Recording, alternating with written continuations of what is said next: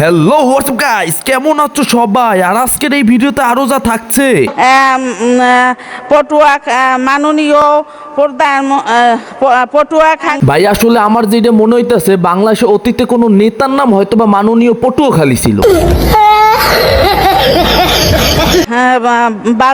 বাংলাদেশের মধ্য মায়ের দেশে। ভাই আমার মনে হয় কি জানেন, আন্টি বলতে চাইতেছে বাংলাদেশ একটা মধ্য মায়ের দেশ, কিন্তু মেহেনে চোরসাচরের কোনো অভাব নাই। আমি কি তাকে জিজ্ঞাসা করতে চাই যে তার সাথে কি আমি রাত জাগি? আরে আন্টি, এত কোনো খেপার কিছু হয় না, এত খেপেন কে? এটা তো একটা ছোট ঘটনা, আপনারা তো এবার এসে জাগেন। করব এই কাকা মশাই, দোয়াটা একটু শুরু করেন তো। বঙ্গবন্ধুকে আল্লাহ যেন জাহান্নামের ভালো জায়গায় স্থান করে দেয়।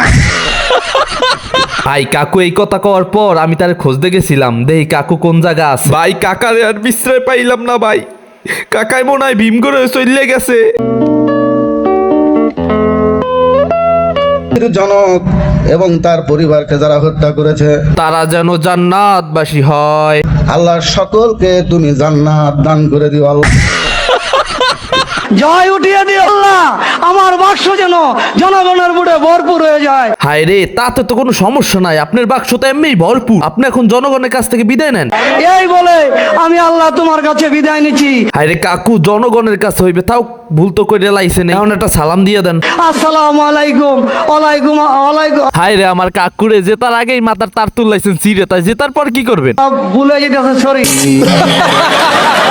আগামীকাল এই পবিত্র ঈদ উল আজহার নামাজের জানাজা এই যে আমার আরেক কাকু, টাহা চুরি করতে করতে মাথার তার একটাও আর অবশিষ্ট মনে হয় নাই। পবিত্র ঈদ উল ফিতরের নামাজ হায়রে কাকু, বুঝছি, আর কোয়া লাগবে না। আজকে মনে হয় বাড়ি কাকি রাতে মাইর খাইছে, হেল লেগে তো নার্ভাস ফিল করতেছে।